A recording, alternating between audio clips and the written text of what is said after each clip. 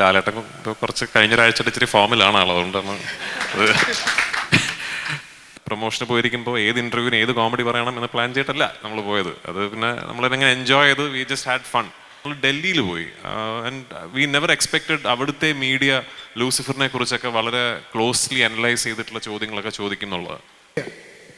ഈ എംബ്രാനെ കുറിച്ചിട്ട് ഇപ്പോൾ മോർ ദാൻ സിനിമ അത് പ്രൊമോട്ട് ചെയ്ത രീതിയും ഭയങ്കരമായിട്ട് ചർച്ചയാവുന്നുണ്ട്. കാരണം കഴിഞ്ഞ കുറച്ച് ദിവസങ്ങളായിട്ട് സോഷ്യൽ മീഡിയയിൽ എല്ലാം എംബ്രാനാണ്.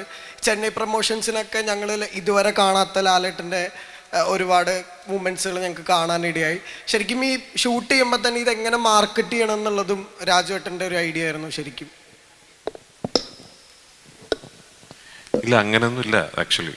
അത് ലാലേട്ടൻ കുറച്ച് കഴിഞ്ഞൊരാഴ്ച ഇച്ചിരി ഫോമിലാണ് ആൾ, അതുകൊണ്ടാണ് അത്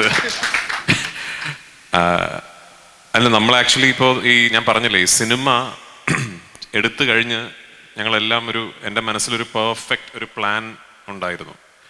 അപ്പോൾ ആ പ്ലാൻ ഞങ്ങൾക്ക് കൃത്യം ഒരു ഡേറ്റിന് എന്ത് സംഭവിക്കണം. ഇപ്പോൾ ഞങ്ങളുടെ ഒരു ക്യാരക്ടർ ഇൻട്രോ ക്യാമ്പയിൻ ഒക്കെ ഉണ്ടായിരുന്നല്ലോ. ഫെബ്രുവരി 26 ക്യാരക്ടർ ഇൻട്രോ ക്യാമ്പയിൻ കഴിഞ്ഞത്. അപ്പോൾ അന്ന് ഫെബ്രുവരി 26 കഴിഞ്ഞാൽ 27 എന്ത് സംഭവിക്കണം, 28 എന്ത് റിലീസ് ചെയ്യുന്നു, അങ്ങനെ കൃത്യം ഒരു പ്ലാൻ ഞങ്ങൾക്കുണ്ടായിരുന്നു. ആ പ്ലാനിന് വേണ്ട എല്ലാ ക്രിയേറ്റീവ്സും കാര്യങ്ങളും എല്ലാം റെഡിയാക്കി അങ്ങനെ ഞാൻ അങ്ങനെ സിനിമയെ സമീപിക്കുന്ന, അങ്ങനെ സിനിമ ചെയ്യുന്ന ഒരാളാണ്.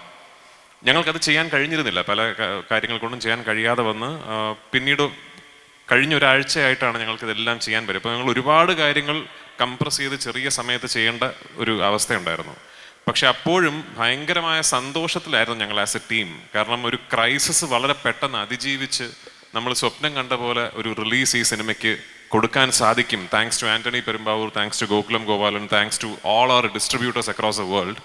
ആ ഹാപ്പിനെസ് ആയിരിക്കും നിങ്ങൾ ഈ പ്രൊമോഷൻസിലൊക്കെ കണ്ടത്. അല്ലാതെ പ്രൊമോഷന് പോയിരിക്കുമ്പോൾ ഏത് ഇൻ്റർവ്യൂവിന് ഏത് കോമഡി പറയണം എന്ന് പ്ലാൻ ചെയ്തിട്ടല്ല നമ്മൾ പോയത്. അത് പിന്നെ നമ്മളതിനെങ്ങനെ എൻജോയ് ചെയ്ത് വി ജസ്റ്റ് ഹാഡ് ഫൺ. പക്ഷേ ഈ പറയുന്ന പോലെ ഞങ്ങൾ പോയ എല്ലാ സംസ്ഥാനങ്ങളിലും അവിടുത്തെ മീഡിയ അല്ലെങ്കിൽ അവിടുത്തെ മീഡിയ പേഴ്സണൽ വലിയ ആവേശത്തോടെ, വലിയ ഹാപ്പിനെസ്സോടുകൂടി, വലിയ സന്തോഷത്തോടു കൂടിയാണ് ഈ സിനിമയുടെ ടീമിനെ സ്വീകരിച്ചത്. അപ്പോൾ മേ ബി നമ്മളൊക്കെ വിചാരിച്ചതിനപ്പുറം ഒരു പക്ഷേ ഇതിൻ്റെ ഒന്നാം ഭാഗമായ ലൂസിഫറിന് റിലീസിന് ശേഷം ഈ കഴിഞ്ഞ 6 വർഷങ്ങൾക്കിടയിൽ അങ്ങനെ ഒരു അപ്പീൽ ഉണ്ടായിരുന്നിരിക്കാം. I don't know. നമ്മൾ ഏത് സംസ്ഥാനത്തിൽ പോയാലും ഈ സിനിമയുടെ സെക്കൻഡ് പാർട്ട്, ഇപ്പോൾ ഞങ്ങൾ ഡൽഹിയിൽ പോയി ആൻഡ് വി നെവർ എക്സ്പെക്റ്റഡ് അവിടുത്തെ മീഡിയ ലൂസിഫറിനെ കുറിച്ചൊക്കെ വളരെ ക്ലോസ്ലി അനലൈസ് ചെയ്തിട്ടുള്ള ചോദ്യങ്ങളൊക്കെ ചോദിക്കുന്നുള്ളത്. മേ ബി അതായിരിക്കാം കാരണം. I am forever grateful for it. എപ്പോഴും I will be humbled by the love towards the film that I have made.